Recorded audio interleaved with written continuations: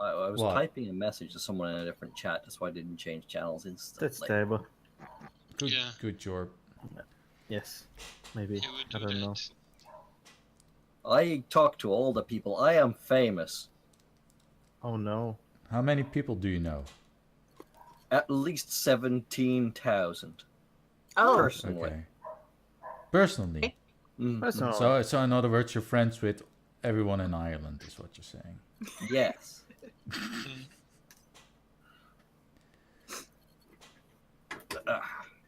And now I'm going to take a swish of this rum straight out of the bottle. Chug, Sure. chug, chug, chug. No, don't do that. But why is the sounds rum like an gone? awful waste of rum. I'm actually not. Do it anyway. Putting some in my coffee. And Beck, you're not the one to talk. You unironically drink like the cheapest of piss water beer and pretend to enjoy it. I mean, that's how you drink beer. Hey, that was free water beer. I was improvising a shot glass by using the cap the other day, but then I realized for some apparent reason these metal caps are not waterproof. Rum was pouring all over my desk. It was terrible. Good. Now we have a very pleasantly smelling desk, I guess. It is spiced rum, so yes. I'm actually not drinking piss water right now. I'm drinking Carlsberg. Artrix, did you hit the record button yet? Yes, I did, but Oh, I usually don't run for... You don't tell us at all. Thanks. The thing is that there's a lag between me pressing the record button and the recording actually starting. But it probably started by now. So that means that I can do 5 minutes. Okay. Pouring myself a nice, tall pint of Guinness. Oh no, not Guinness. That sounds horrible. Ugh. It's the best. Irish So yeah, ladies and gentlemen, thank you for taking the effort to press the play button. Because here we are with another episode of Radio Rothingham. Wait, are we sure it's us? No. It's us. No, Also, we've been invaded by America. Yes, we actually received a complaint we talked about earlier, and you know, we as the least professional podcast on the internet, we take your complaints very seriously.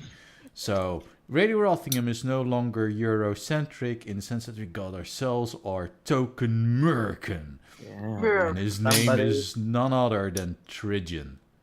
Say hi. Howdy, partners. Howdy, It's partner. Hanyun. That's how you communicate with an American, right? Yes. I mean, that's how you communicate with an American, right? I got sort of talk through the corner of my mouth like this. Yes. I thought that we were here to discuss the sale of firearms, right? Yes. Damn right. Give me some of your freedom. That's something that I wouldn't mind culturally appropriating from America. Just, you know, having a bunch of guns. Yes, we need guns. I need guns. I need desperately all of the guns. All of the guns you have to generate. I just want guns because they're, you know, the fun hobby. Apparently, EU wants to take more of my guns. I didn't even. You could always just go the route of the that German guy obsessed with slingshots. Have you seen him? No. Tridgeon, I don't even have guns, and EU is trying to take even more of them from me. So in other words, once they're through with you, you will have negative gun. Well, so if you take a gun, they want to take air guns, those little pellet shooting things that you use to kill deer and stuff. They just made them legal. And move them from the C category to the D category, which means they actually need to be registered. But Panboy, they make them legal so they can make them illegal again. Yes, they make them illegal. They make them legal so they can register them, which is terrible. Because when I got my first BB gun, I had to smuggle it through the airport very discreetly so nobody caught me and murdered me. Well, and then like a decade later, they're like, "Oh, you can have BB guns up to like 1.5 joules now. It's all good." I was like, "Oh, okay." And Holy meanwhile, Tridge is like, get on my level. Well, I'm not talking about I don't BB know. That's a guns. pretty serious BB gun. You can do almost anything that you need to do with a rifle with a BB gun that's that strong. I'm not talking 1.5 about joules, BB what was it? guns. I'm talking about the air guns that use air to shoot metal pellets at That's deer. what Lewis and Clark used. And they'll kill them, and the deer are dead forever. I mean, Lewis and Not Clark just killed buffalo. temporarily. No, not just temporarily. Well, the point is, over here, basically everybody has such a gun, so now everybody will have to go and register it. Somebody has like 5 probably. I mean, there's hunters all over the place. I remember in college reading the Swedish resistance book, or was it? No, it was Swiss. It was the Swiss resistance book, and in it Quite a had difference you got there. yes, very different. I wonder what the other one's about, like how to make cheese and when after the Russians invade. But That's Swiss. yes, so the Swiss Jeez. resistance book, they it details exactly how many everything from like how many pounds of explosives you need to take out a bridge to how to take out a military convoy using just air rifles. So That sounds Scottish. no, it was Swiss, and it was a really good read. It kind of You shoot the windows, then the tires. first you have to use your government appropriated explosives, which apparently they all had, to take down a tree, and it tells exactly how much of it you're going to need to take down a tree, so that you stop the first like truck in the convoy. I don't know. It was all kind of crazy. Of course, from the Paladin press. Of course, if you have a decent enough air rifle that's capable of breaching skin and doing serious harm, that's as good as a gun. I mean, in close combat. Okay, it takes a little longer to reload because you're Well, pumping the goddamn thing because it's a big air rifle. It's not like one of those toy ones that you play airsoft range. So you have to crank that shit up to get up to pressure, and that takes like a minute. So it's like you've went back to fucking ball and muskets. Yes, Tridgeon, the way you describe it, it's kind of something like the Norwegian saboteurs. That were, those were used in the Second World War. Basically, they were sent to Norway, to the fjords, and their task was only one, to blow up the fucking power generators. Because there's fjords, and fjords are useful for generating power. That's true. They succeeded. They just blew everything up. Nice. Yes. And Yes, that's why you don't have Hitlers all over the place these days. you You take just have a you read the few. instructions. Artrix, yes, you would just have a few rare. Hmm. Yes. See, what you Thank really you. want to do though is you don't actually want to blow up the entire power plant, because No. then you're fucked when you actually retake the country and Yes, gotta, you have to essentially- rebuild the fucking structure. You Exactly. don't have resources. It's after the war. So what Oh, you're God. much better off actually doing is, because this won't cripple them permanently, but it'll cripple them while you do your counter invasion. You just blow up the power lines. No. Ooh. And see, Yes, the which power- apparently the best way, according to this book, to do that is to tie a long length of wire to a brick and then throw it around the lines, and then it tells you which ones are grounded and which ones are high voltage. And Yes. oh god, I'm already making tinfoil hats. Like, what's going on? You're obviously planning the uprisal against the new Trump of America. I mean, what was it? Well, obviously Trump is literally Hitler. Literally. Like, look at this mustache. Oh wait. He has a mustache. It's on his head. It's that blonde thing. Oh, man, that's Yeah, some horrible. he's revolutionizing mustaches as we know them. Like, he redefines mustaches. I must ask you a question. This is not a mustache. Well, that's how revolutionary it is, because by his definition, you do have a mustache and you're a girl. So he's actually the greatest equalizer of all time, because now everyone can have a mustache, even the women. You get a mustache, and you get a mustache. Everybody gets gets a mustache. Everybody. So yeah, so you've got these SAWs, like you got this guy, woman, and she's like, "Hey kid, I gotta do this right. Hey kids, do you?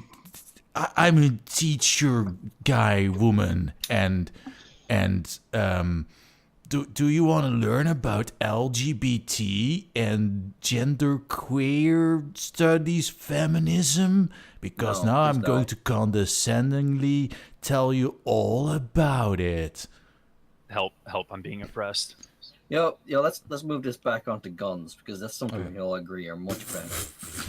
You can use it against those people. I feel like I'm being forced into a box by being American here. You know, I'm American, therefore firearms, Tridgeon. right? We're pressing you so hard. I have two things I do actually want to say about guns. I was going to say one of them today anyway, and the other one is just something I thought of. First, I read in the news today. Oh no! An American trooper was trooping along, doing his troopiest, and he went to rescue a woman who'd been somehow injured at the side of the road when he got attacked by people and shot. And then a passing American in America decided he was going to America it up and got out of his car and shot them. These things Because happen. Yes, and that I just love America because of that. Sounds very American. You know, a guy is attacked on the side of the street, and someone who's just driving down the road can just hop out of his car and save them with their American firepower. Those are usually, you know, those are the moments when you'd say that, yeah, this is how what the gun laws are intended for. Mm-hmm. To give the citizens the ability to defend themselves. It just reminded me because I this is the other point I wanted to make. Unfortunately, I can't remember who I saw say this, but there was one of those social justice videos on YouTube, probably made by MTV or BuzzFeed, where some guy said, "Oh, where are these peace guns everyone's talking about?" And I'm just thinking to myself, didn't some of Colt's first guns that they mass produced, weren't they called the Peacemaker and the Equalizer? Yes. Because they actually did sort of bring about peace by giving every idiot the power to defend themselves. That was the point. Point and shoot at point blank range. The point is, once everyone is armed, nobody is any more powerful than anybody else. And an affordable firearm gives you a chance against oppressors. And that's why these guns were called the Peacemaker and the Equalizer. So I was annoyed not only by ignorance of the statement, but also ignorance of history. Yeah, this is the reasoning behind it. It has mixed results. Panboy, come on. History is a social construct. Yeah. So, I mean, obviously the very beginning of the firearm laws were put in place because the United States were founded by people that were oppressed by their government. That's no proof history ever existed. But on the other hand, we do have areas with horrible gun violence because they're really easy to get a hold of. Mm-hmm. Some places, for example, I lived in Arizona for a little bit, and they have almost no firearm laws. If you're over 18, you can open carry. If you're over 21, you can conceal carry. No permits. No. Obviously, in effect, it means that everybody can shoot guns since they are like 8. I really do like the concept of open carry. I mean, if you're walking down the street and you're like, I think I'm gonna mug somebody today. So you're just walking down the street and you're trying to find a target, and you're like, okay, that guy's got a Desert Eagle. that guy's carrying an M16. And that's kind of what's going on in Arizona. Like, you go into Walmart and everyone's got a pistol on their hip. It's kind of bizarre. Oh, that's Walmart.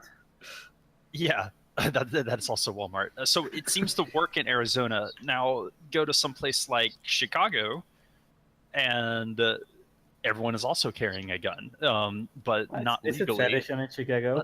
And they've got horrible gun violence associated with it. So it's like, I don't know. There are cultural considerations I also as well. I don't particularly think the gun violence exists because there's guns. I think the gun violence in those areas exist because a lot of those areas are low income and there's a kind of gangland culture, there's a big drug trade, and there's turf wars going on all the time.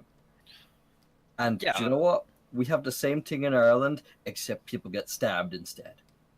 Yeah, so I don't know if you can make a blanket statement saying more guns is going to be good, because the cultures can be really, really complicated. Before you know it, knife violence. Yeah, and in the end of the day, guns are just simply much more Then you lethal. ban knives, and it's suddenly spoon violence. Yeah, but I don't know. Spoon violence is rarely effective unless you're dealing with like Vin Diesel running around, killing people with teacups and all that. Also, we still have guns here. I mean, regardless of the law. Mhm. I mean, they're criminals. They don't actually really care about obeying the Guns law. are criminals, oh my god. Yes, the guns are indeed criminals. Like, it wasn't too far from me. It was like in a state less than 2 American blocks from my house. 2 Chinese drug dealers were just sitting in their car, waiting to deal drugs and meet their contacts to sell them all the drugs. Wait, And, American blocks? What? I'm trying to give you a concept of distance that's translatable into your... You're gonna have to convert that into school buses for me. Remember, we're trying to be less Eurocentric At here. least one. So 6 American short buses away.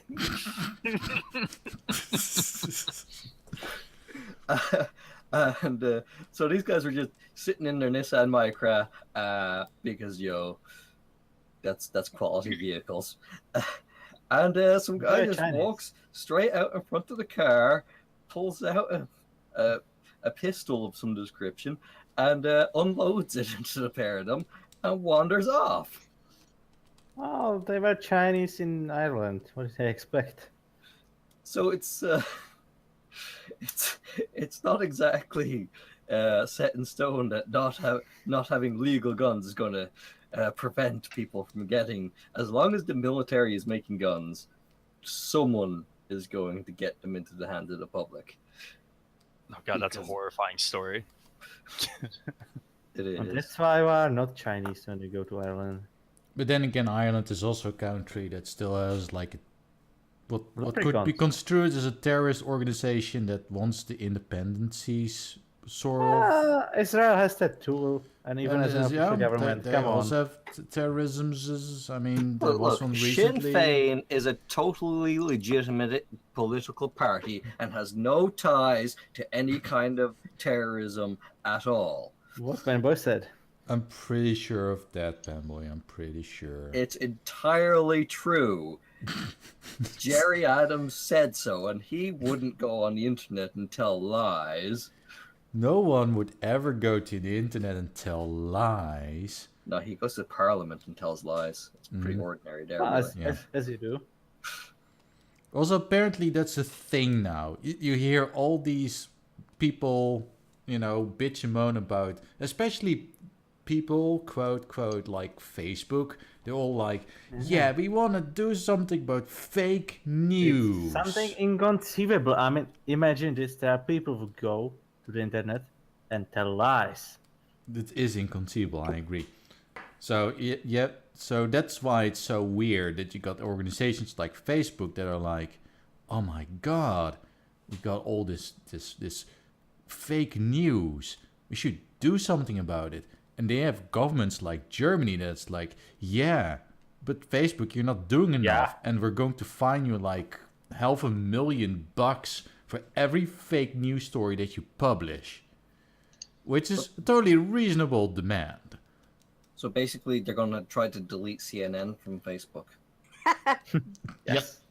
What I've heard that really makes sense about the fake news thing is that it's actually a failing on the education system. Children are not being taught how to act on the internet. we grew up at a time that the internet was new, and we learned how to We use the grew internet up together. in the ages before the internet. And we were Oh my taught God. that it was a terrifying place, that if you made a mistake or revealed your real name, you had pedophiles raping your parents in front of you. Yeah, Mhm. and then we You went gotta go- online and met with strangers. and You learned go the rules of the online internet. and you talk to people, and suddenly you are getting raped and eaten. Yep. That's how At the the world same was time. back then. But Now, now, Facebook is like, give us your phone number, your address, and your social security number, and your Give pet's us a picture first of your shit. name, and The modern internet would horrify 15 years ago us. It'd be like, oh my god, people are actually they're not using a username, they're using the real name on the internet with strangers. Exactly. Tridgeon No, does horrify me. I still have the same mentality towards the internet as I did back then. We smart, though. old people are. I mean, why would you? It's not the fact that they are using their real name on the internet. It's why would you use your real name on the internet? So it's easier to take your money. I guess if you really want people to take your money, but wasn't that the beauty of the internet? You don't have to use your real name. I do love that Facebook post of that girl who said, "Hey guys, look at my new credit card." oh yeah. Well, little lady, it's a mighty fine credit card you got there. not Mind your turning it credit card anymore. around? Also, mind sharing your address? Well, her address was already on Facebook, so Oh yeah. So all The you only need. problem with her new credit card was that it was not her credit card anymore. Nope. And then suddenly several people got Xboxes, brand new Xboxes. Then she was like, wait a minute, I didn't order 6 crates of dragon dildos. What's going on here? only 6 crates. She barely ordered like 4. Well, it all depends on her credit limit, of course. I mean, unless he's like a rich fag that's got like an unlimited credit card, but I seriously doubt that. I don't know, Artrix, you're talking about America's finance system. Oh yeah, sorry, you bring up a good point there. Oh, I only wish if we had somebody to tell us about the American finance system. Tridgeon, Somebody from America. What's up? if you applied for a credit card, how hard would it be for you to get an unlimited one? I actually have no idea, but apply? Why would you do that? I get like 3 in the mail every week. wow. I think was- that answers that question. I was about to say that he just goes to the shop and buys a credit card, but yeah, this is even better. It's like, you have been pre-approved for finance with Company X. It's like, wait, this I'm pretty sure this email has been sent out by a robot. Yes. Yeah, for comparison, if I want to get a credit card, well, my bank did contact me a few years ago. They were like, "Hey, Mr. Artrix," I'm like, "You will, me?" And they were like, "Do you want to raise your credit limit?" I'm like, "Why? What's that? Why would I want to?" And they're like, "Well, you know, sometimes you spend a I little don't. more than you make, and it could be used to have a little bit of extra spending room, you know." I'm like, no, I never run into that sort of problem. I don't think that's how it works. That's kind of how it works. It just No. wasn't your interest. I don't spend more than I make. Why would I do that? Every time I need a loan, I go on a college course. And then I can get, and then as a student, I can get interest-free loan. So I've been Sweet. looking into getting a credit card, not because I need one, but because the government needs me to have one so they can identify me. What? Well, that's So, what happens a I'll lot in explain. America, Hey? yes. I'll You- explain. So the government, whenever they do anything, they have to hire out a third party because we're supposed to be capitalists and all that. Not supposed to have government hired workers, supposed to hire a company to do the work for you. Well, Obamacare, in order to identify the people trying to get health care and make sure that you're not signing up fake people or whatever, people that aren't eligible, hired a Or third dead party people. company. Or dead people, yes. You don't want dead people getting health care. Hey, it's Lifeist. So they hired a credit company to identify people. I am actually a government employee half the year. The government has on file everything from my social security number to my fingerprints. And coincidentally, so do hackers in China, but that's a different story. Guangdong.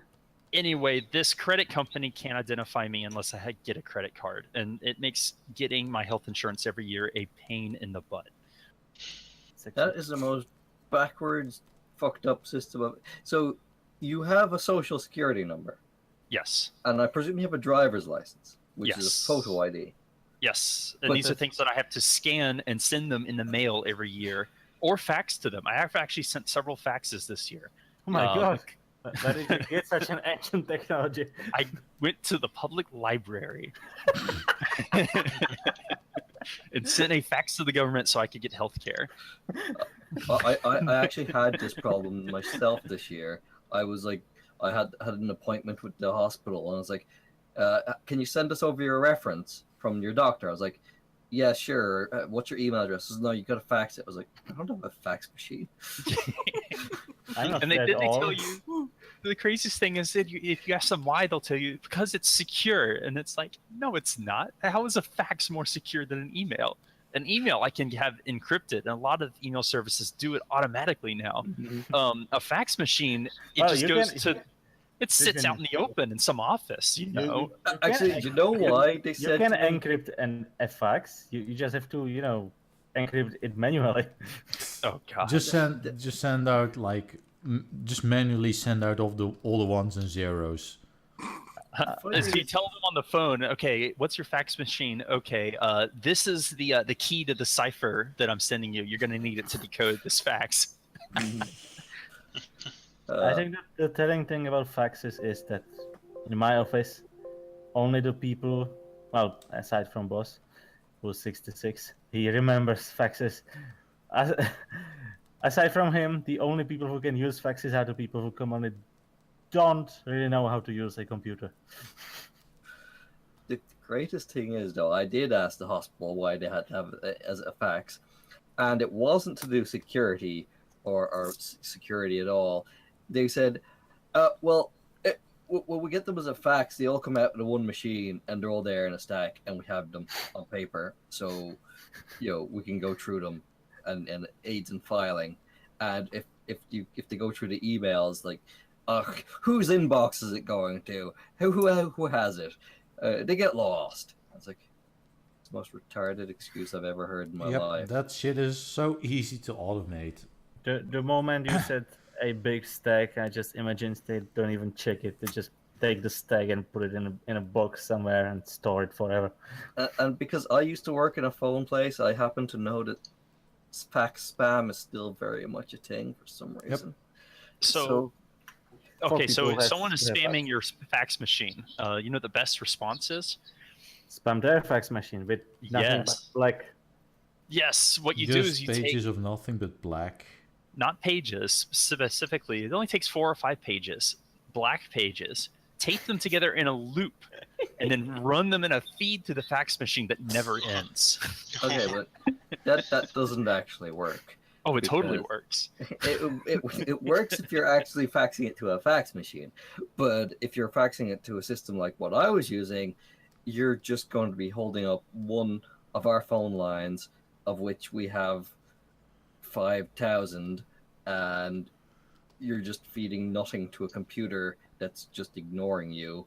In fact, Aw. it's probably just playing you it's just playing back down the fax line like the call waiting music, and charging you €1 an hour or a No. minute. Well, it worked in the 90s. before you said it's charging me, I was like, hey, free music. And my machine is just like, well, I guess I won't use that line. I'll just use one of these other 5,000 in this tree bundle I've got. Top cack. But it was a legit. Well memed. It was a legit strategy that they used against organizations like Scientology, where those people are shit anyways, and So they I'm would. surprised I think it was it's 4chan. It was like they just send them nothing but black pages for their fax machines, and their machines would actually just print out nothing but black pages. How many Titans does a fax have? The fact that the Scientologists would even have a fax machine receiving on their spam line is just silly. Well, then again, they're Scientology, so that should tell you a thing or two. They logi all the science. I mean, they just going by what they believe, you can, safely assume they're pretty fucking retarded. Oh, they're Scientologists. They don't just believe. They believe what they believe. They believe.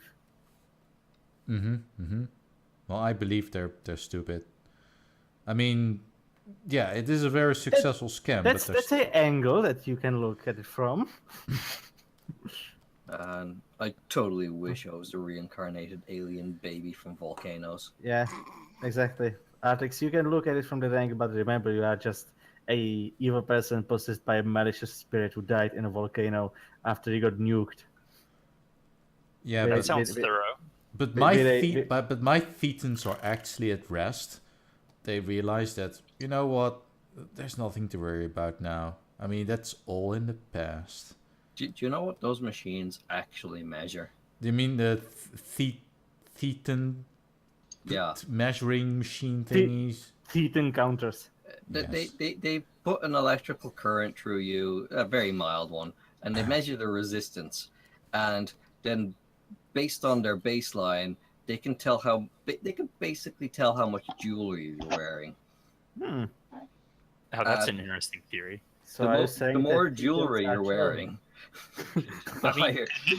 the more they want you in their church. That's a really funny theory, but I really doubt that. I bet it makes a lot more sense. It would have a bigger impact, like how hydrated you are and how much salt you've eaten over the last day. Oh my god, you have so many Titans on your bank account. You're gonna have to give me all your jewelry. I mean, come up with us to the next level. We can cleanse you of all these Titans. Also, Church of Scientology obviously has nothing on wormism. Wormism is much better than Scientology. Oh yes, everyone gets a free pony. Yeah. Well, I like this Scottism myself. Everybody is a pope and everybody is a saint, and basically the way to worship the goddess of chaos is to be blasphemous against your own religion. And Roman Supreme nice. wears a boot on his head. Oh yes. Well, he's the tyrant we can trust. Yes, you know it. All right, let's move on to an actually more meatier topic than nonsense that we're spewing right now. So we are not going to talk about Trump then? No, we're going to talk about We're talking about things he enjoys and how they're terrible. You mean the Nintendo Switch? Yes, Buck, things you enjoy are terrible and you should be ashamed. Oh god, is Back dead? Absolutely. There it is. He's absolutely dead. All right, Beck. Let's start with your opinion. What is your initial reaction to the amazing event that was the NX Stream event that Nintendo did to showcase the NX? I mean the Switch. Which event do you mean? Do you mean the one in October? Because in October I was. No, of course I'm talking about the most recent one, the one that happened tonight. October. Yes, I actually was insane enough to stay up and watch it. For you. How would you do such a thing? Because I'm crazy. Okay. But yeah, the thing is. So quirky. Exactly. It's the Wii U over again. They didn't learn anything. It's like the trailer back in October was on point. What was today? What was earlier today or yesterday for the Americans was a freaking shit show. I am seeing positivity on the internet. Why are you so negative? Well, I mean the event itself. They had a Treehouse stream later on, where they played the games, where some of the games actually were fun, but like the way they actually have shown the games and what's coming, it's like the reveals and trailers. They only have shown basically Mario, which is alright, of course. It's looking interesting. It looks like a And Mario. then they had some CEOs walk in from other companies. Just were saying, yeah, we are making games, and then went off. Do they exist? Then they had this guy from Bethesda saying, yes, Skyrim is coming to the Switch. So back, these third parties, did they say what games they were making? So EA was saying they are making FIFA. Don't you mean that EA? That soccer game. But now here comes the kicker. I read a few minutes ago that this game actually is based on the Xbox 360 and PS3 version. The Switch I wonder version. why. Splendid. You know what happens when somebody mentions that Skyrim is coming to X? It means that the conversation is over and you can stop listening to them. Yes, it's a 4-year-old. It's what, a 5-year-old game? Yeah. From a console generation ago. Yeah, of course. Like there are plenty of other small games coming that I think should have been mentioned in the event itself. Like, for example, of course, Minecraft, which is also coming to every system, like even on dishwashers at this point. I think. Always is. It already is on every system.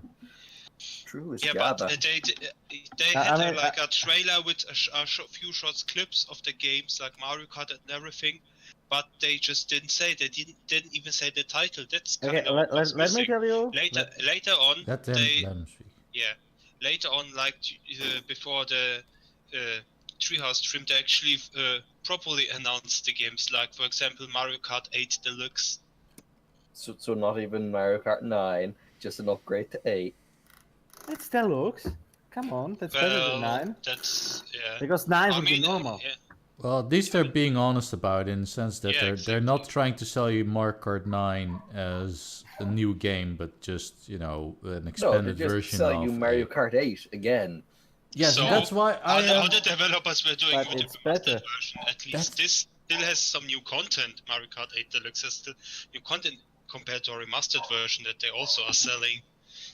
Like Xbox One and PS4 were doing this all over again. Like the bigger titles all blah blah blah remastered, blah blah blah remastered, and people were buying it and no one was complaining. But suddenly Nintendo and they actually even adding content. Suddenly, how dare they? They are so stupid. But back, the difference is those consoles weren't sold on the notion that they were getting remasters. They were sold on the notion that they were big fat machines that would play new games too. But the Switch is also playing new games. Okay. In Nintendo's defense, it's fine that they're releasing like these remasters of old games and whatnot. I mean, it's a brand new console. I get that takes time to develop new games. It's fine and dandy. I mean, I'm pretty sure that there's going to be a Mario 9 down the line that was specifically designed for the Switch. But yeah, the current year, I mean the current lineup is not exactly enticing me to run out and pre-order the Switch. There was doing something wrong. Now, I've got an important question relevant to the Switch. Hmm? Now, how about... Now, remember, the Switch is the less powerful console, has a smaller screen, runs at lower resolutions, has a smaller processor, less RAM, less capacity for games. What kind of price point is it selling at? That's one of the problems I'm having. Suggested retail price is currently like 330 euros. Okay, which I think is way too fucking much. What price do the other more powerful consoles sell for? More than 300, but still. I wonder why the increase. Nintendo sold their consoles at $200 since the beginning of time. No. The Wii U sold for 350 How can it even run euros. Minecraft? Did you hear about something called inflation? And I actually mean the monetary inflation, not another kind of inflation. Yeah, yes, so if but you actually have like the inflation-adjusted prices, you will actually see that the prices are actually kinda steady. No, Well, no, I because won't they've say that always because that's been- not true. They've always been $200. The NES, the SNES, the N64, the GameCube were all $200. Yeah, but So that I do think that inflation is a valid explanation there. But the Wii U was 350 euros at launch, right? Was it? That's actually way too much for. I mean, I think too. It was a mistake. I think I think kind of overdid themselves with this. Yeah. I think the Switch could You have don't been a think that very viable option if it was like 250 quid. Like, Or for free. But let's also be honest. it's not the most powerful console out there, but for 250 quid, you have like, a portable and a home console that you can take with you, and 250 quid. That's almost something that you can buy as like an impulse purchase. Like, sure, I'll pick one, whatever. Like it's like the price of 3 games. I can deal with that. But 330, that's a lot of money for what is essentially just an upgraded Wii U. So I do have a That's the question about problem with Minecraft Europe, running actually. on everything, because Minecraft barely runs on PC. Like, Hey, but- what's the draw distance on these things? Is it like But back, half a block? how's No, the problem for Europe? Actually, the thing about Minecraft on consoles is it's actually a complete new version. They reprogrammed it from scratch. Oh, they So made it in basically, something. it's better programmed, but They made it So, yeah. in something that's not Java, I presume. exactly. Yeah, freaking Java. Oh my god. Yes. Running I- Minecraft servers. I can tell you one thing about Minecraft. I do remember when it started and the stuff, and all my classmates played. I was like, no. And now my colleague has a son. He's like 6, and he has a shirt with Minecraft. I'm feeling very old here. Yes.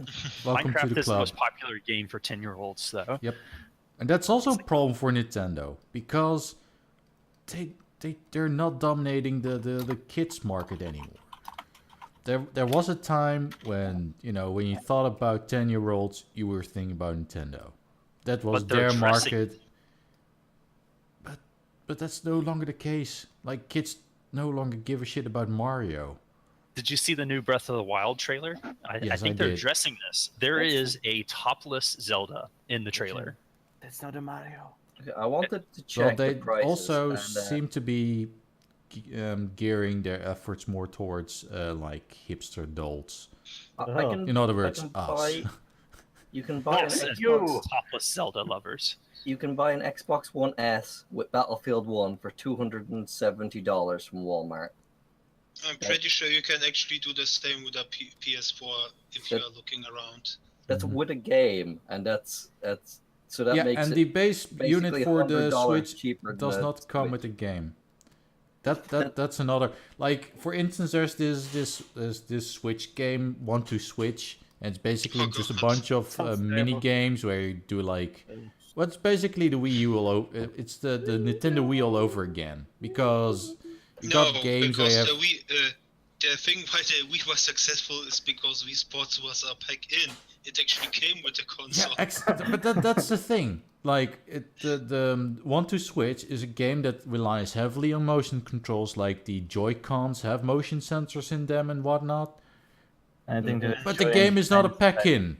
That's a big problem for Nintendo. It gets even better. It actually costs $50. It's a full retail game. I'm not paying 50 goddamn euros for what is essentially just Wii Sport or Nintendo Land all over again. Wait, No, but it's not even that.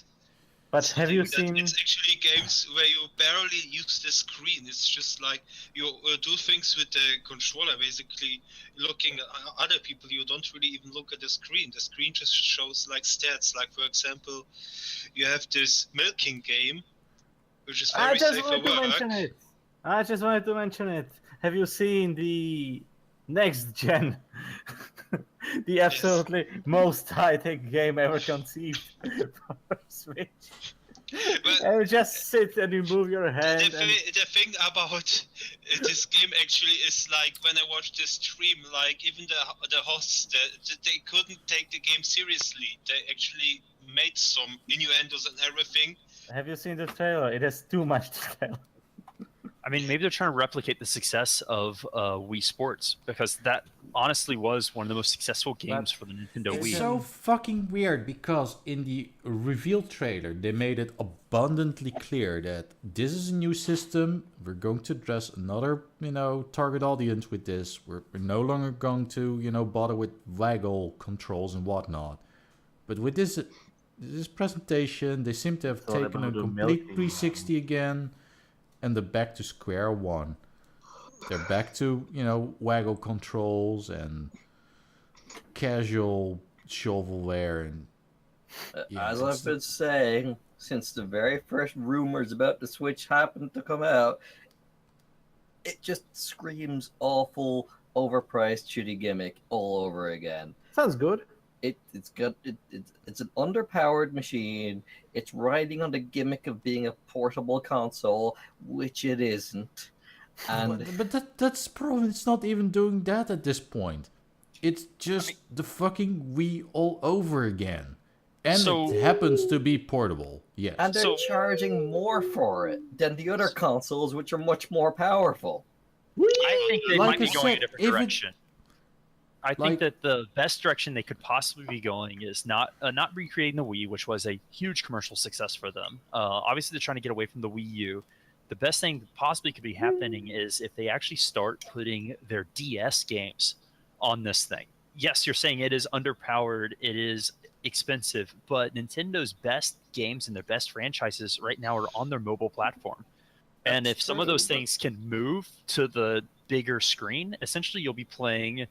if you could play Pokemon on your big screen again, like you could with the SNES, but that that's would the just point. be awesome. They could do it with an adapter for the DS. Nintendo is the king of potato, though.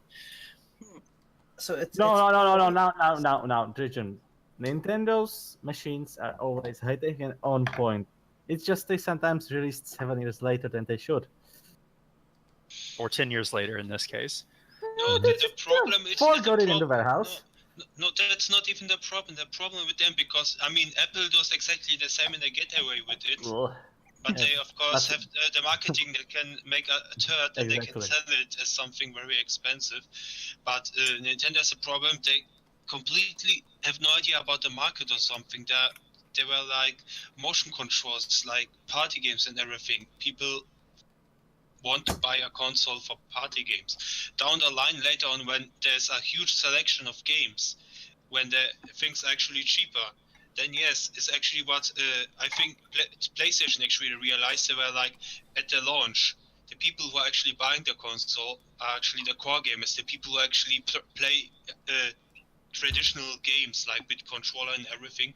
Later on, once the console gets cheaper, that's when the more casual people actually join in there. Or like if the price point is right. But if you launch a console at a certain price point that is a bit high, then you should focus on the core gamers who are actually gonna buy it for the games. Because no one's going to buy a $350 toy for party amusements. I mean, the counterexample of this is the Nintendo Wii. The Wii was a huge success, and when it first came out, it was a very, very fun console. The difference is like 2006 or 2007 when it released, there were no smartphones around, no tablets. So basically, it didn't have that competition because people pretty much jumped ship once the smartphones came out, because they could pretty much do the same. Like everyone is playing stupid party games on their phones, even in my family. And the thing was, the Wii did have a never seen before controller configuration, and it was special and it was different. And the way they advertised it, it looked like you were going to be able to use the controller like a sword or like a gun, and what you did in reality would be reflected on the machine. It looked like it did what it was supposed to do, and then you got it, and it didn't. So part of that was actually that's exactly what Nintendo wanted, but they weren't able to come up with a convincing product that they could sell for a reasonable price for a long time. Yeah, This is why in later years, I never got it because they came out after I was already in college. But they actually came out with an extension you can plug into your Wiimote, and you could have one-to-one controls on your controller. Oh yeah, the Motion Plus.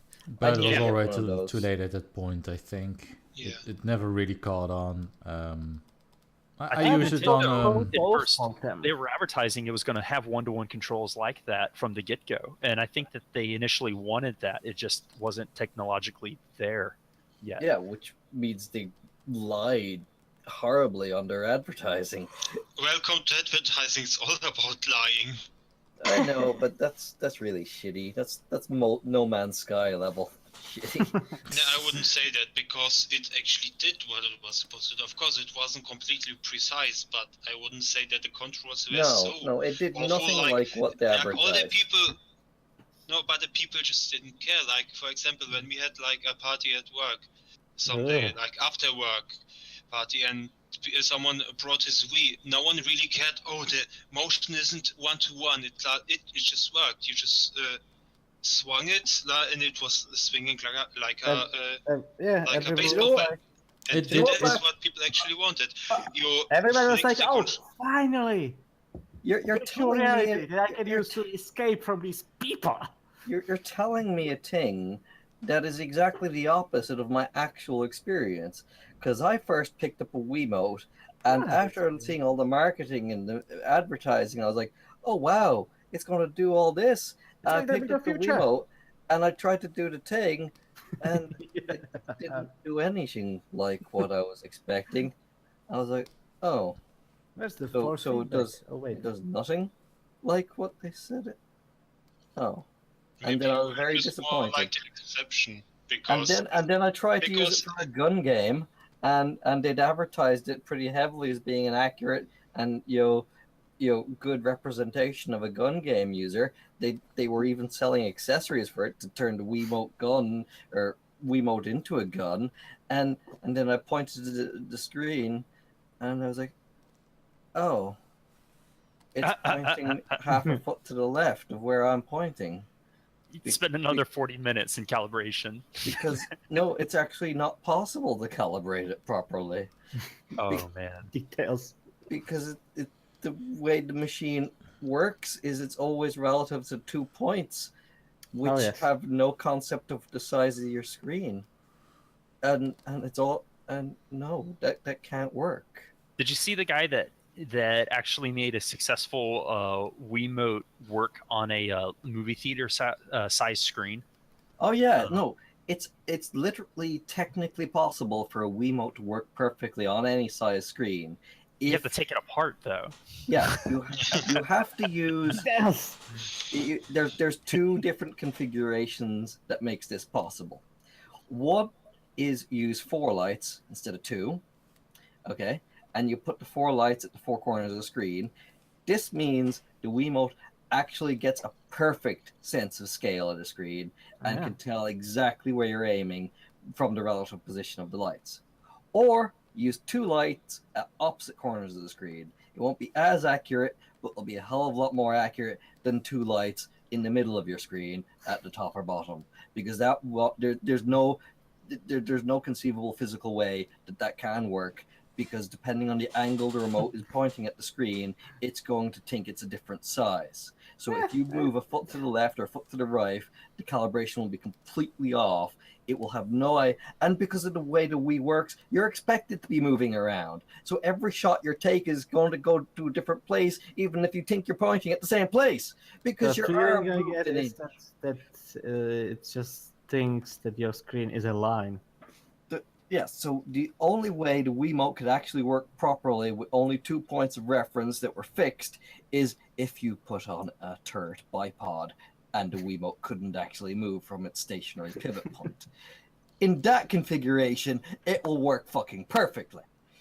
But as a you floating can point, also make your aim more precise. I need to You grab add it. a pointer, like it shows you It shows you are pointing there. If you shoot, you are gonna hit there. In fact, that It's entirely almost misses the like point. something on the PC. It also has a pointer, which is also isn't one-to-one, because the mouse also doesn't know how big your screen is, and no one is Well, complaining. Oh, it's not no. mapped one-to-one. The mouse the works mouse on a is not a different gun. principle because with a mouse you don't have to aim at your monitor. With your mouse you can just you need a surface. You can even use it on yourself. The mouse It's just a X and Y mapping apparatus, and that's it. It doesn't care how big is the stuff you drag it on. It just cares that you move to X and Yeah. Y. And The that's, mouse I think is a pretty relative- much that. The mouse is a relativistic control device. The Yes, Wiimote that's is much better also a relativistic control device. A light gun is not a relativistic control device. A light gun points where you're pointing.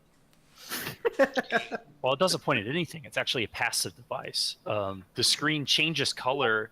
The entire screen goes blank except for goes black except for one white square. And a light gun, all it is a camera. And if the camera's pointing at a white square when you pull the trigger, then it counts as a hit.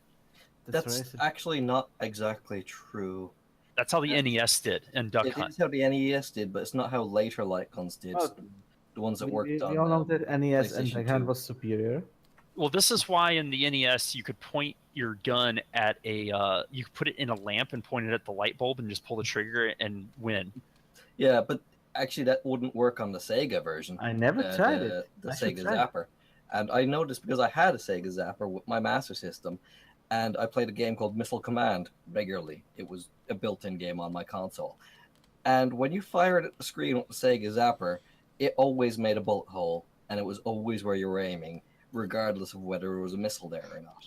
So what advanced technology did they use? I have no fucking idea, but it worked. It's all It worked a still hell of a lot better than the Zapper. It did. not- It just did. I happen to know because I've used it and I could root it out, except it kind of stopped working a few years ago. The thing is over 20 years old. Yeah, but that's actually the problem, because you are like, oh, it's not technically accurate. It isn't working like I imagined it. Meanwhile, most of the people, in fact, I think 100 million people didn't Oh. really care. Okay, back no, That's- it that's doesn't how work much like it sold. Yeah, I'm sure it works fine for people who don't care what their gun works device isn't fine. pointed where they want. Do you know how long people spend with their guns on firing ranges, setting their sights so that their bullets appear to go where they're aiming? 5. I've done that a bit. See, Tridgeon's done it. Do you know how many other gun owners do that? Less All? than should. Yes, but quite a few. The ones who really want to know where they're aiming do it. And it's important because they want their bullets to go where they're aiming. When you're holding a gun in your hand and you're pointing it at what you want to shoot, you don't want your aiming reticle to be too to the left. You want it to be where you're aiming. It takes you out of the game. It's not immersive. It means that you trying to use the Wiimote as a gun is pointless, and you're just actually using it as a less comfortable mouse. Unless you're playing Arma. It basically and is. Unless you're playing Arma and then your gun sights are already realistically uncalibrated until you go to the range and sight in your rifle, which is a bizarre experience to do in a video game. But Arma's But yeah, just stupid that but way. what Beck is Arma doesn't saying is care, that Tridgeon. for the people that actually bought the Wii, and most people bought the Wii was for it to be basically a Wii sports machine. Yeah. The technology worked. It had the intended effect. But yeah, it didn't wasn't turn out to perfect, be. but, It didn't turn out to be the keyboard and mouse for consoles as some would think it would back in the I didn't day. want it to be anything like a keyboard and mouse. I wanted the pointer just to point where I was pointing. Yeah, well, Okay. obviously You the got it. Wii didn't deliver, and I guess You it's ask one of the Too much, reasons. Panboy. Well, mostly it's probably because it didn't deliver in terms of graphics, but it also didn't quite deliver in terms of It didn't offering deliver a what very it promised. accurate FPS experience. they did advertise it for being able to play shooter games. They sold accessories for shooter games. They sold shooter games, but then they made them bad. Yes. And once you put something on the market that you promise to offer you some sort of experience and don't deliver, then people will, no longer bother with it. And it might be one of the reasons why the Wii U isn't doing as well as it could. And it wouldn't bother me so much if it performed, if it at least performed on the level of previous generation machines. The PlayStation 2's light guns were far superior. The PlayStation 1's light guns were far superior. The Master System's light gun was far superior. Yeah, but it was also an additional accessoire that you had to buy. But yeah, my take on this the details we got on the Nintendo Switch so far is that it doesn't entice me whatsoever when it comes to games. Like Mario Odyssey, I mean, we all know that I'm really into the Mario games, but this time around, I look at it and I'm like, Artrix. Not really. You have a serious problem. No. We all know how much you're into Mario games. Well, not as much anymore because I'm looking at this Mario Odyssey game and I'm like, it looks alright, but It's not the Mario I fell in love with. Mario Adventure. Mario Adventure. So what is the story with the new Mario game? I mean, they haven't made a real 3D Mario since Mario Galaxy, and that was one of the best games they've ever made. From what I gather, it's more supposed to be like an open world. More to be like Mario 64 and Sunshine. Yeah, but from the screenshots I've seen, it's like Mario in the real world. Well, that's only one level. It's one of the levels. It's different levels he's doing, and they see through the world, basically. So he has different levels, and that was basically an excerpt of the levels that are available. I just think that's kind of weird, though, because I always thought of Mario as being, a real person in the world he's in, but then for it to be like, oh no, wait, he's like in a cartoony world, and there is also a real world in his universe. Yeah, but there's actually, if people have actually, there are people that actually are analyzing trailers and actually have. This trailer nothing they have from. actually found out what the deal with this city is. And after seeing it actually makes kind of sense. Of course, it's only one world, level but in the entire game. yes, exactly. I think I prefer the series from the 90s. It's actually from the 80s, I think. It does kind of go back to the lore of the 80s, where Mario's a plumber from Brooklyn and everything. It does kind of seem to go back to that. Also, it's alluded that the boss of this level might be Donkey Kong, which would be pretty cool.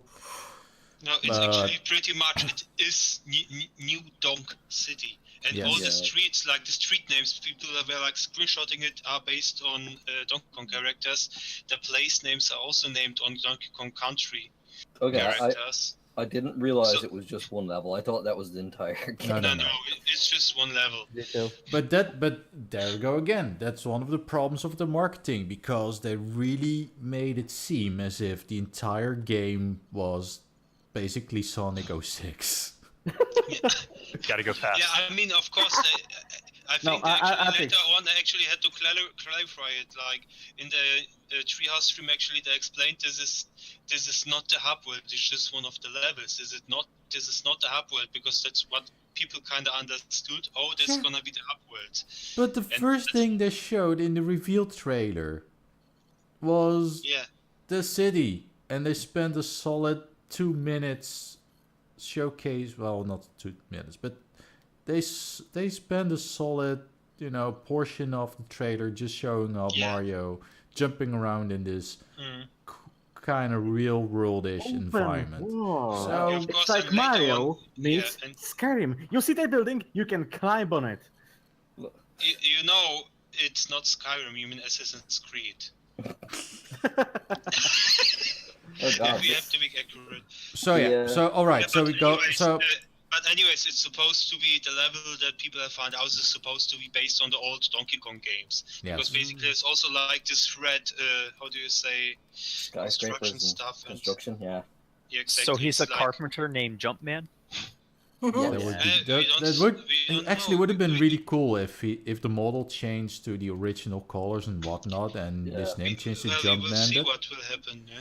We will see what will happen. But other than that, like, I look at the trailer and I'm like, this looks exactly like Super Mario 3D World. It just doesn't have the same.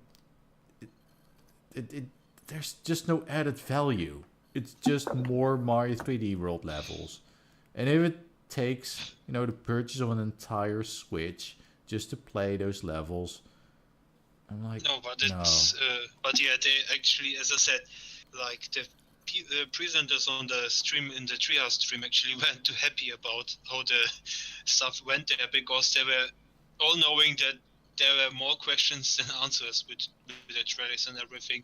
Like they had actually to properly announce the Mario Kart 8 Deluxe. They didn't announce it during the presentation where they should have done it. It's like where everyone was like asking, where the hell is Mario Kart? You even are showing it in the reel, but where is it? And it's like a near launch title, and I'm like, they should have put it there to be like, It's not even- stuff is coming. it's not even a launch title. It comes out in April. Okay, to be fair, that's just like a month after launch, so they'll be fine. But still, I think they could easily have like a launch lineup that includes Mario Odyssey, Mario Kart Deluxe. I think they could have easily had that shit up and running at launch. Yeah, they wouldn't have any big issues. Like, for example, just put a few virtual console titles on it, a few indies who And have that too. who Where are most the likely virtual- have the games ready. Yeah. Where They haven't- are the virtual console titles? Where are they, Nintendo? Well, to be fair, the PlayStation 4 only had Neck on the launch, like a single sent out game, and it's still selling like crazy. But I don't understand why Nintendo don't just download ZSNES, recode it for the next generation of console, and then No, they They put released all- the original Mario. They released one of the original Mario games for the phone. Nintendo actually did that, which is Wow. crazy. So I remember when I heard about that, I was like, "Oh my gosh, they're actually going to start releasing their games on mobile platform," and I was actually excited about it. But then I saw the game. It is a Mario game, except it consistently scrolls to the side, and you can't stop it. Oh no. Yeah, That's it's so 90s. basically Oh, Mario one of Go, those. yeah. Mario, go away. From what I've heard, it is a decent game, but then again, see that's what. it's yet to come out on Android, so I can't test it myself. Oh really? Okay, but see that's what works on mobile phones. One-button games. Hmm. Because mobile phones have no control interface at all. What? And don't tell me a touchscreen has a control interface. Touchscreens are good enough that it works just fine. No, I don't know. I've got a touchscreen- phone that. I'll Hey, punch you haven't touched my phone before. My phone has I'll punch really you. good haptic feedback. I'm going to and America it's actually now. I'm pretty going awesome. to punch you. Well, come over here. Come yeah, on, but fight sadly, 1v1, do it now. the problem, sadly, How the many problem buttons is, does it have, Tridgeon? But sadly, the 6. problem is like that most quote-unquote gamers who actually play on their phones or tablets, they don't care that they don't have any physical buttons. The games just work for them because the gestures and the controls are integrated so in the game that it actually works for them. The vast majority of popular mobile games are one-button games. They're touchscreen games. You have your one finger and you orbit it around the screen and Yeah, you but they're click your terrible. beam. That's then you- terrible. Click another beam. So the But Panboy, I see all these commercials on the YouTubes of these really good games where you basically Good game. walk around and smash people by smashing the attack button. The ad told me the controls are really easy. Yes, because you press one button. No, actually, you also move around and whatnot. But I Right, was, you're making- if you couldn't tell, I was kind of being sarcastic there because the game looks like shit. Although I'm now opening up a session But of Wayward Legends Souls on my phone. 27 is the best player, of course. The of Legend games that 20. people are apparently happy with. They are. Because That's why mobile those gaming are the is real games gaming. that those are the games that the crowd that used to play the Wii games are playing now, because they're like, oh look, there's a phone, I can take it anywhere. That's convenient. No, I'm gonna stop you right there, because I don't think you're being correct. And I've got no marketing data to back me up on this, but it is my pure gut instinct as a gamer and as a relatively intelligent individual. I think that the majority of people who bought the Wii had absolutely no interest in gaming. They're probably not playing games on their mobile phones. The Wii is the only console they've ever bought, and it's sitting under their TV rotting. And They basically They bought just- a they- Wii Sports machine. yes, they bought it because it was hype, and it seemed to be fun for a while, and everyone got a good kick out of it for about 2 weeks, and then it just fell apart and rotted. I think the people who are playing mobile games would have been playing mobile games regardless of whether the Wii existed. I don't think it was a migration. I think mobile games are a phenomenon of their very own, unrelated to anything else. I don't think they stole the Wii's player base. I don't think that happened. I think mobile games are enticing in their own way. I understand that people like puzzle games. I understand that people like to play Bejeweled. I have an Xbox, and when I was not using my Xbox because I was at work and the Xbox was at home and I wasn't using it, the girl person that was in the same house I lived in used that Xbox to play Bejeweled. That That sounds like an person probably Xbox plays well Bejeweled used. on their mobile phone now. I mean, at least they weren't playing Candy Crush. That they probably play Candy Crush now because it's basically the evolution of Bejeweled, It's just a reskin. pretty much. Yeah. So did You- you show you them bring up a point addicting there. games? I mean, my mother is no way a gamer. Like, she doesn't care at all. But even now, with the advent of things like Windows 8, Windows 10, and their App Store and whatnot, she's playing videos. She's paying real money to use the Windows Store to buy games like Bejeweled and whatnot, and she uses her touchscreen laptop to play retarded, stupid puzzle games. Mom is terrifying to that person. Well, Tricky. she is the the kind of Consumer. person to play those sort of games, because she doesn't Yeah. give a shit about gaming. She just wants a game that she can play to kill some time. Hang on, I need to ask Tridgeon a question about the. He posted some information about how light guns work, and it's very interesting. They take a picture of your screen, and when you pull the trigger, your screen changes to a pseudo-random pattern that the light gun can pull the image out of and find out where it was pointing. Yeah, Which that's is- how the Nintendo Zapper worked. So the Like- Nintendo Zapper just had a single block that would change, and that's Mhm. why you could point it at a light bulb and win. Yeah, From what I can tell, the Sega had a pattern on the screen and a better camera that could look at the pattern and then know, based by the couple squares it could see, where on the screen you must be pointing. Yeah, that's what I wanted you to define, whether this was newer light guns or that's how the Zapper worked, the old Sega. That's how the old Sega worked. Yeah, Newer ones almost all use the active one, like the Wii. Which is because awful. because it means that you don't have to have like these split-second screens. Also, the ones that involve the screen having to flash doesn't work as well with modern LCD and plasma screens. Nope. Do you know why that is? I'm not sure why. It might have to do with the losses of brightness that these screens have if you're just a little bit off angle, would be No, my guess. No, it's actually even more retarded and simpler. Modern TVs have lag. Oh, yes. They have a lot of lag. So you pull the trigger, your light gun thinks, oh, I'm going to take a picture of the screen now to tell where I'm shooting. And then the screen is like, did something happen? And So that's then- why I buy gaming monitors that have less than a millisecond of lag or whatever. Yeah, no, the modern TV screens can have up to 100 milliseconds of lag. Holy bejesus, that's like me playing European Overwatch.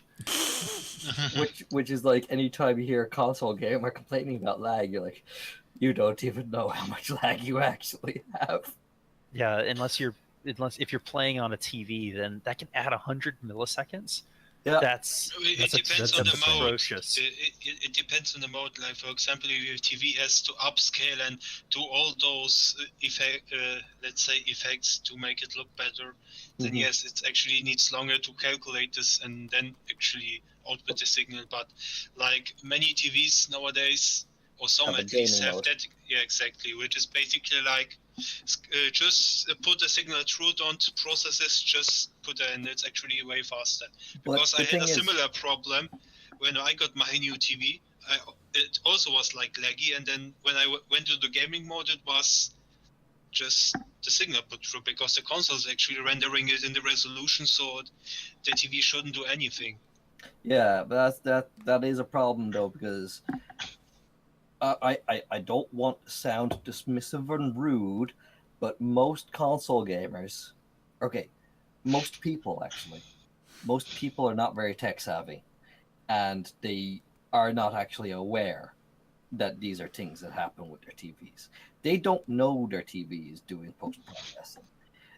They don't know what upscaling from 720 to 1080 means. They plug in a 4K TV and then they plug in a VHS from 1982 and they wonder why it doesn't look as good as their Blu-rays. Meanwhile, on PC, we're not actually upscaling; we're downscaling. I haven't gotten around to buying a 4K, so I'll play 4K resolution on my 1080, so that the game just has ridiculous anti-aliasing because I can. I can too, but not on all my games. No, not on all of my games. That'll it's melt even my called- computer. I think it's called super sampling. hmm Which is basically what anti-aliasing did in the very beginning, but it was so processing intensive that they just found algorithms to do less of it. But you Well, got to the kill thing- all the jaggies. The way anti-aliasing works is actually incredibly simple, and it's so simple it's dumb.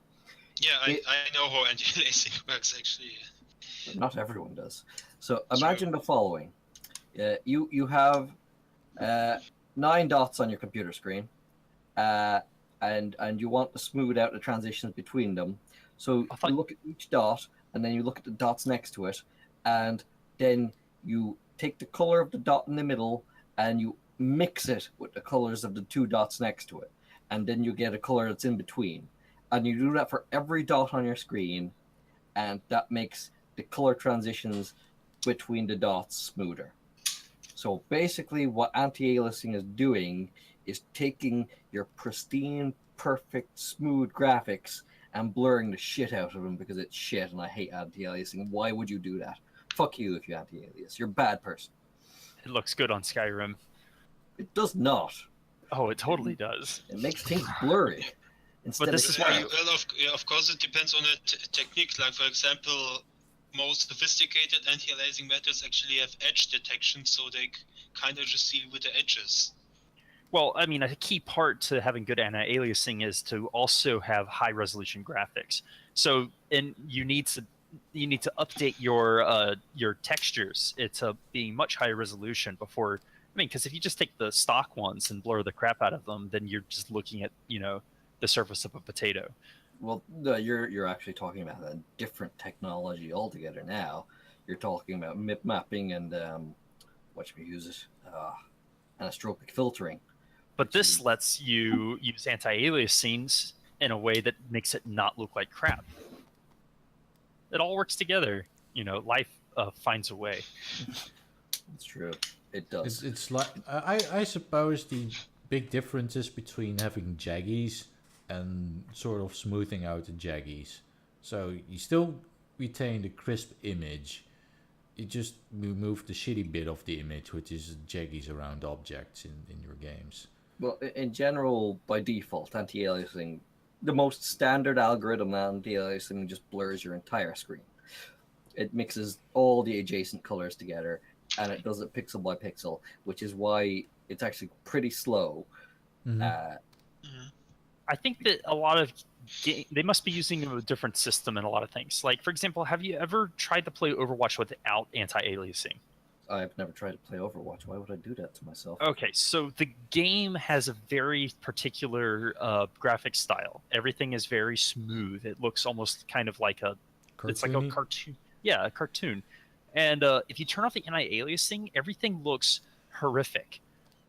Everything is like where there's like used to be smooth like curves and like sharp colors. Now everything looks like it was tried to be like rendered by an Atari, except instead it was thrown through the garbage disposal. So what you're saying is Overwatch's graphics are bad. Oh, they look great. It's not when it's rendered properly. No. Anti-aliasing has nothing to do with rendering. I don't know. Well, whatever they're calling the option on anti-aliasing, if you turn it off in Overwatch, it looks bad. So maybe they're using a completely different technique than they used to. Because anti-aliasing shouldn't change your graphics that significantly. Anti-aliasing does just blur the lines. That's all it does. It doesn't do anything more significant than that. And also, I say anti-aliasing is slow because it goes through every pixel on your screen. Anti-aliasing is but one layer of post-processing. Your computer goes through every pixel on the screen multiple times before it shows you a picture, and it does a lot of things to it. Anti-aliasing is the last layer of that and the least significant. It is not even really worth mentioning when you're actually talking about graphics processing. So what you're saying is the fact that I don't have 3 pages of options in advanced means that by unchecking any of those boxes, I'm probably actually altering several things. It's not as simple as it looks. Yeah, I'd say so if it's not giving you very many options. Because no, anti-aliasing is it's not a big thing. It's blur. It's when you open up Photoshop and you set Gaussian blur to 1%. That's it. Anti-aliasing is a Gaussian blur. Interesting. It's nothing more than that. It isn't. It's not sophisticated at all. Though, from what I gather, it might actually just apply to, like I said, the edges of objects, so you don't get the jaggies, but not like the entire image. So you wouldn't be Gaussian blurring already rendered textures and whatnot. It shouldn't have a significant effect. It should just reduce jaggies. Yes. That's it. So if you're turning off anti-aliasing in Overwatch and the game is looking totally different, something's happening there. Something very strange. Very jaggy. Well, I do know that the game looks shit on my laptop, but looks great on my PC. But that's kind of to be expected. Shit, Artrix. What now? Well, the game looks shit. Then you apply anti-aliasing, which makes everything smudged, and the new thing looks great. The thing is that my laptop is. It's like in the 2000s with Bloom. They put Bloom on everything to mask how it looked. Yes, I don't think that's the case with my laptop, Xaverius. I mean. Oh my god! If you were the guy, it's just the laptop. That should tell you enough. Actually, here's a great example. I can make you guys look up, and it's trivial, and you'll be able to see the difference if there is any difference. The PlayStation 3 didn't have anti-aliasing, period. So it didn't. The system apparently could not do it, which I found a very bizarre statement. But no PlayStation 3 game was anti-aliased. So find a game that was on the Xbox 360 and the PlayStation 3 and look up screenshots from them. If they actually rendered at similar graphic fidelity, I mean the same poly count and the same texture depth, and the only difference is the anti-aliasing. So look up like a racing game, like Forza or FIFA. What's a racing game that came out on both platforms? Grid? look up a racing game and compare screenshots, and then you will get to see the difference between anti-aliasing and no anti-aliasing. The thing about the PlayStation 3 is it was kind of some engineer has gone mad, and like it was a last minute resort to actually put a dedicated graphics chip into the console because the leading engineer thought, let's put this 7 or 8 core cell chip which is doing everything. They were like eventually like other developers got so desperate that they actually had put it like the dedicated graphics chip as a last resort, basically.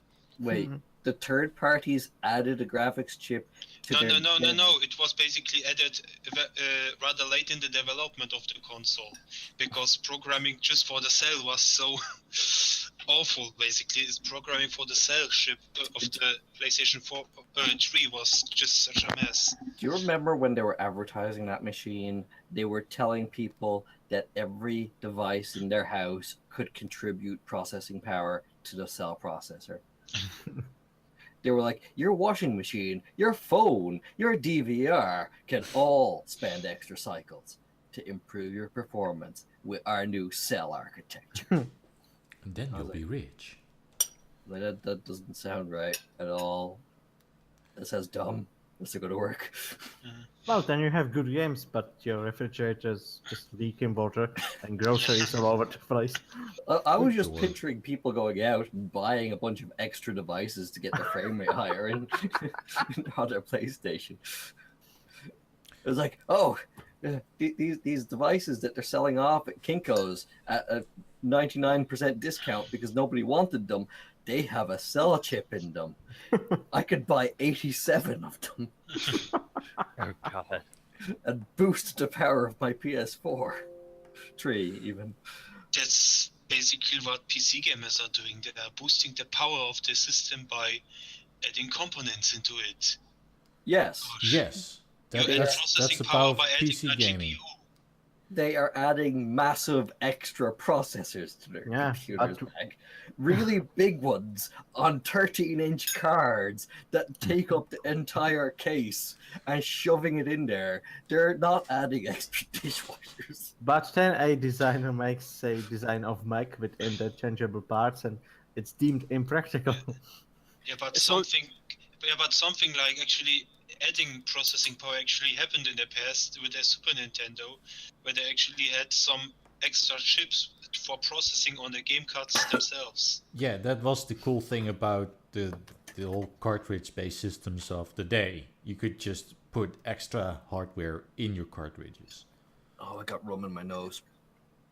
But then you ended up with those big cartridges, and they weren't even yellow; they were orange. And then you had to get a machine with a bigger port. Well, not for Nintendo. I mean, the games with the FX chips are just regularly sized cartridges. Yeah. I mean, the cartridges themselves had plenty of room in them anyways. Yeah. I mean, if you look at NES games, for instance, those cartridges are fucking huge. But when you open them up, it's like it barely uses any room in the cartridge.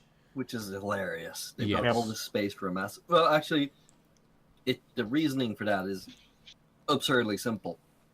When they were designed, the technology required the circuit boards for the cartridges to be considerably bigger. Then, before the first generation of the machine even came out, they'd already gotten the manufacture of those storage chips to be like 90% smaller. So... And then I think the reason for the NES in particular is much easier than that.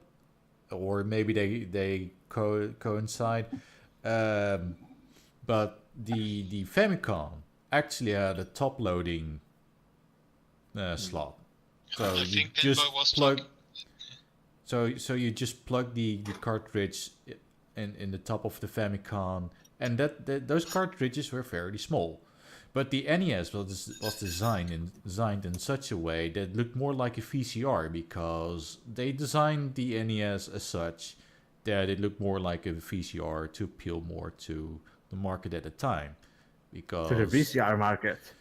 Well, yeah, because they were afraid that people would still associate the NES with like the Atari and whatnot, which was, that market completely Or collapsed in the they wanted 1980s. him to buy the thing while they were thinking they're buying a VCR. Yeah, maybe some totally. people legitimately thought they also bought a VCR and then discovered, oh, this thing only plays video. Well, Yeah. they're trying to make it something that someone would have sit on their. I mean, the TV was the focal point of a room. You'd have a wardrobe with a TV on it, and then you open the cabinet doors, and then there's your VCR and your sound system in there. And they wanted to make something that could sit there next to these things and not look out of place. A NES that actually, we never had an original NES. It was all knockoffs from Vietnamese markets. But my friend actually did have this setup. There was a TV on a cupboard, and in the cupboard there was a VCR and the knockoff NES. Yeah, it worked beautifully. I mean, that's exactly how we had our game consoles. And I mean, that's making the modern game console. We just sort of had it on the table, but it was okay. Actually, the NES knockoff was beautiful. It was a keyboard with the controls on the side. Basically, it was something like the Switch, except it couldn't be detached. And instead of the screen, there was a keyboard. Oh, God. It was called GameStar, and we bought it in 1999. Anyways, we should Still sort of works. We should probably wrap up the discussion and maybe bring up one more topic before ending the episode. But wait, I just want to make one more point about the Switch, and that's it's the cartridges. People are big upping the Switch on it having cartridges, but they are missing this big advantage that cartridges have that we were just talking about.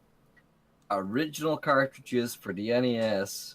And then the Super Nintendo and the Mega Drive, they were expandable with extra processors. You could put anything you wanted on a cartridge. You could have plugged in another computer onto that cartridge. You could have plugged a Game Shark. You could have literally plugged in a modern computer to that cartridge and sent modern graphics to those consoles. That console could be outputting a 640 by 480 stream of Battlefield 1 if you plugged in a PC to it. And also, they did run at 60 FPS. They did. For some games. Oh, I mean, they had to. The CRT televisions had refresh rates that were in excess of 100 frames per second a lot of times. And the console was actually kind of locked to the refresh rate of the TV. So some of the games only rendered at 12 FPS, but they still had to output at those. Yeah, otherwise they would break on the TV at the time. But yeah, no, that was a huge advantage of the cartridge, being able to slap extra hardware on it. You can't do that on the Switch. It's going to be an SD card type thing. It's going to be tiny. Solid state is a good move, though, moving away from discs. Here's my take on that, because, people that go around and say that the advantage of cartridges is that it's basically going to be like the good old days are wrong. But it could be, an advantage in the sense that the entire game has cartridges.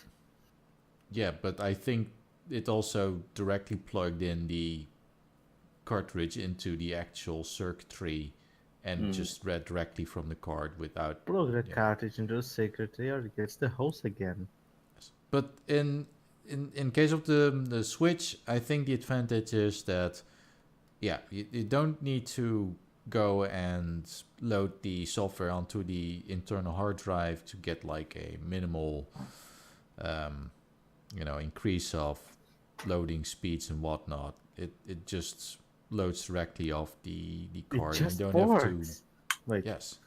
Bigger textures and whatnot. You basically forgo the problem of modern gaming where you get a brand new game, you're like, oh boy, let's play it. You put in the CD and then you basically need to copy all the files from the CD to your console in order to play it, because you can't play directly off the disc.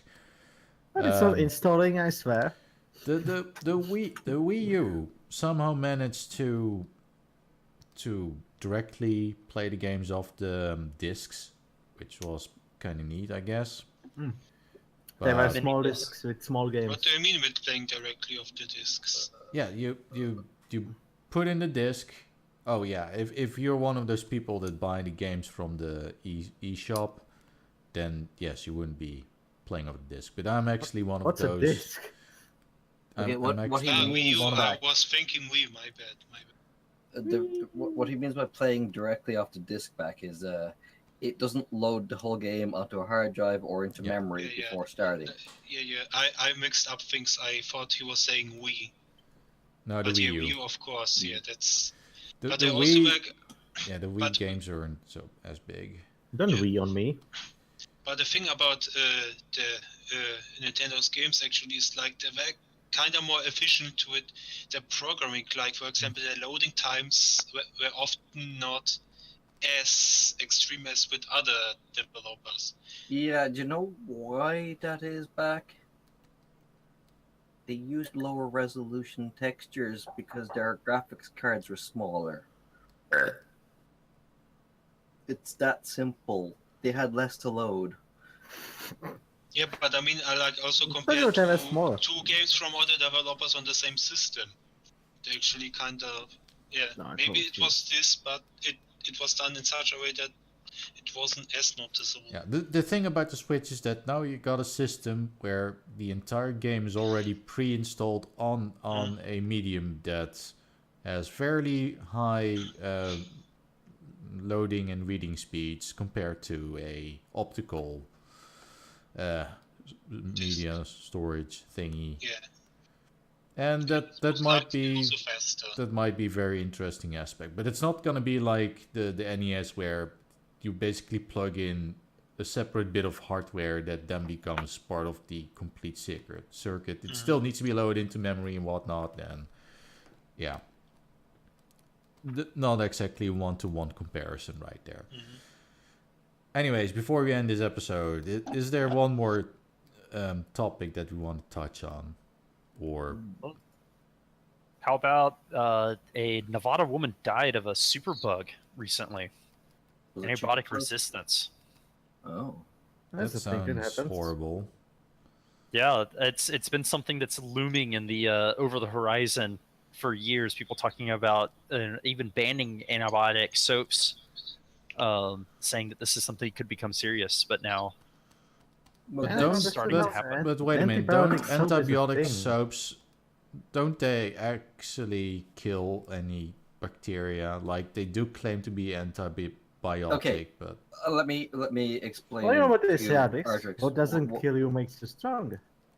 Because exactly what Exactly. Zav just said. If it doesn't kill you, and you're a bacteria, it makes you stronger. you know, Yes. it kills 99.9%, but you know that So- 0.1. So you're sitting there and you're washing your countertops with your squeegee and you're spraying Dettol all over it, and you're like, yeah, this is murdering everything. And and it is if it's then- alcohol. And then there's that. Well, yeah, Dettol is alcohol. So if it's actually fairy wash up liquid instead, because that's not. Lysol. So you're washing your countertop and you're cleaning almost everything, and then that one virus or one bacteria that survives, it's like, I'm a special strain of salmonella, and I'm still alive. And yeah. so you wash your countertop every day, you're killing everything, but the salmonella is spreading. It's just covering your entire countertop. It's getting into your sink. It's getting into your taps. It's getting into your fridge. It's all over your cooker top. You're making a sandwich. Your sandwich is covered in super salmonella. You eat the sandwich. It's delicious. You have salmonella now. You take antibiotics. It doesn't work because the salmonella doesn't care. And So then you change Unless- antibiotics and you Unless start it's, all over again. with a different drug. unless it happens to get in the body like mine, so the salmonella is just trolling down the arteries and the bloodstreams. It's then it you know encounters it's AIDS. just it's just going around smashing in bus stalls and whatnot, and then my wet blood cell police comes about and they just kick their teeth out, and then they just shoot them. And then Okay, they maybe- ask questions like, "Where are I you mean, there's a from?" reason why the first recorded death to one of these things, or at least the big one in the news right now is a 70-year-old lady. It's like, if you have a healthy immune system, yeah, that's going to win. But you look at what life was like before antibiotics happened. Yeah, most young people were fine, but not everyone is always young and healthy. And some bacterial diseases are not your normal everyday salmonella. You know, it conceivably you could have something like the plague come back in a drug-resistant form, and then you just be in square one again, and then it's the Black Death. Yeah, that's a problem. And because if we don't have drugs that can currently treat it now, we're going to have to redevelop them from scratch. So a lot of people are probably going to die. And I don't think this is the first death from drug-resistant strains, because we've had MRSA breakouts in hospitals in Ireland and England, and MRSA is one of these superbugs that's immune to modern antibiotics. Not all of them, but it's immune to the common ones, and that's a problem. And apparently, I read a story a few weeks ago about the Chinese were using a restricted antibiotic on their cattle, one that is designed to treat drug-resistant diseases, but they were using it on all the cattle. Yeah, we're running out of tools in the toolbox because I mean, like, if one were spreading, the penicillin is already completely worthless, and so then we go to a different one and we use it until it's worthless, and we go to a different one. Now the Chinese take the screwdriver and throw it into the river. Yep. But I mean, the same thing's happening in cattle country in the U.S. There's big pushes to stop using antibiotics. I mean, it's become recently illegal to sell food grown using antibiotics in the U.S. as a response to this. Yeah, the problem's kind of with the treatment of cattle and whatnot. They are just treating all the animals for diseases they don't have. Yep. Which means they're overusing the cures just in case. Just throw all the pills in there because, hey, the pills are available. Because that's easier than waiting to see if your cows get sick, right? Yep. But it's a bad thing when something like tuberculosis gets exposed to this, and bacteria has a nasty habit of sharing genes across species lines. It kind of happens in hospitals. Hospitals can be a very clean place. And as my friend who happens to work in a doctor-related laboratory, just happens to be black. Yeah, she just happens to be bacteria. Anyway, she said that hospitals are like the ultimate arena for these super bacteria, because hospitals are pretty clean place, right? So if something can survive there, then it's pretty strong. Yeah, but like you take something like E. coli that's in a cow gut that's been exposed to lots and lots of drugs, and so it developed a resistance to it. But in the end of the day, it's just E. coli. The worst it's going to give you is a bad stomach bug. And so you have this ground up in beef and whatever, but then you give it to somebody in the Caribbean who also then gets exposed to tuberculosis. The tuberculosis can then get the same genes from the E. coli out of that person and develop resistance. Yeah. You have like you can have free genetic material floating in available to other bacteria, and they'll actually grab those genes and incorporate them into their genome. That's pretty fucked up. It's pretty messed up. And so then you've got now you don't just have resistant E. coli, you've got tuberculosis, and and bring on consumption tasty. Now. I read a thing about, I can't remember what they called it, but it's this kind of protein strand that it infects a cell, right, and then it just duplicates itself a billion times. It's not really a virus or a bacteria. A prion, that's yeah. That's what mad cow disease is. So these just spread because they're just using your blood cells to multiply themselves with the proteins and DNA in your body. So they're just copying themselves over and over again until the cell explodes, and then they fall in other ones. Nobody knows why exactly they are doing it. They're not doing it For for, the any reason.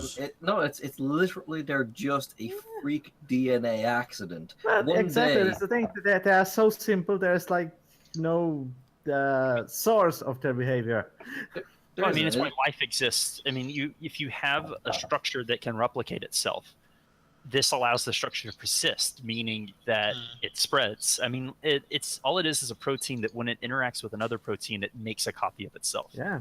But So it's a replicant, you know. How is the protein made? I think the only real, probably a DNA copy error. Like It just has to happen once, and then Error it's du off to the script. races. like some white blood cell one day was like, I'm going to make a copy of myself. Try, what was it called? Osmosis, or is it osmosis? Yeah, osmosis. No, Osmosis is the transfer of water across the cell membrane. Oh, what? Yeah, Mitosis. you're right. mitosis. That's the one. there I you used there go. So he's like, I'm going to do some mitosis. So all you DNA strands, you copy those proteins, you make another me. And then all the DNAs are like, grand, I'm going to do that. And then George is like, fuck, I cocked up. It's like, what do you mean you cocked up? I made a me that just makes more me's. It's like, why would you do that? What's the point? It's like, I don't know. And then you just get this DNA strand floating around, just making more me's, and nobody knows what to do with it. It's like, what even is this? It doesn't do anything but make more me's.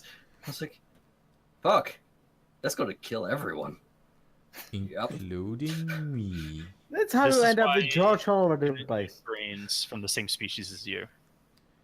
So I think the solution to this little problem would be to make another DNA strand that was similar to these terrible DNA strands, but only bonded to them, and instead of duplicating, didn't. Yeah. It's retardedly simple. You just have them bond to them, and then that little bit of DNA is all stuck, and it can't do anything anymore because it's been bonded to a protein. So what you're saying is that life finds a way to kill you. I'm saying we need to manufacture a DNA strand that fucks these guys up, and then just produce like this. This wouldn't be a solution that would be simple because you wouldn't just be able to drop one or two of these into a body and have it work. You would have to literally manually build billions of them, and then constantly inject them into somebody until you'd, just by carpet bombing them, gotten rid of all the other DNA strands. But then when you're done, you found out that your cure is only a cure because it's even better at self-replicating than the thing it was curing. And now you've made it even worse virus. What I'm saying my one doesn't replicate at all. My one just bonds to the bad ones. It sounds a little bit like the way that some communities are eradicating mosquitoes. Well, what you do is you take a bunch of mosquitoes and then you kill all the females, so you only have male mosquitoes. Then you irradiate them so that they're infertile, and then you release them in mass into the wild. I'm basically make some basically infertile proteins and just dump them out there. So then all the wild female mosquitoes waste all their time mating with infertile males, and they don't lay any eggs, and you kill all the mosquitoes by releasing them. People have proposed just making a mosquito plague. Straight up mosquito plague. Thankfully, people are a little hesitant to do it because just eradicate a species. It can't end wrong in any way. Well, it's interesting to say that a lot of scientists say that yes, we have the means to relatively easily completely eradicate mosquitoes if we want to. Yeah. Thankfully, might not be a people are good being idea. cautious about it. It warrants research, but a lot of scientists are saying that with certain species of mosquito, it might not actually be that big an impact on their ecosystems. But they're saying that they don't think mosquitoes have any positive effect on the ecosystem at all. That said, people are being cautious and doing research towards that end because the thing is they don't spread, they don't pollinate, they don't actually control any other life form. It's not like a lot of things a lot of things eat them, but the Yeah, things that eat birds mosquitoes and also frogs. eat. But the things that eat mosquitoes also eat other insects Mm. that would just take up their space. You kill the mosquitoes, there'll be a little bit more of all the other insects, is the theory. Mhm. So I you won't actually. I don't see why that would happen. Well, because- because something's no. going to eat the crud that they were going to eat. I Out don't of want the more butterflies rivers. flying around. Mosquitoes don't actually harvest from anything that's resource scarce to them. Oh And- no, they're eating muck out of the pond, They prefer the freshest source. They're like hipsters. and then nectar and pollen from flowers. Oh, that's the And- guys. So the thing is, like, mosquitoes aren't really competing for any resources because the resources for them are so abundant. So wiping out mosquitoes isn't going to make another creature inflate in population because it's not going to make this big boom of available resources. One would hope. Mm. It is a lot of biomass that you're suddenly subtracting from the wilderness, and like you hope that doesn't have a bad result, because if it does, I mean, there's no way to go back. Well, yeah, the real problem would be now what feeds on mosquitoes is probably going to have trouble.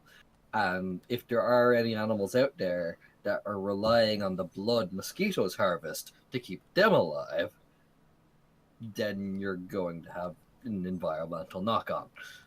But if you don't have that, then that's fine. And then you win the prize.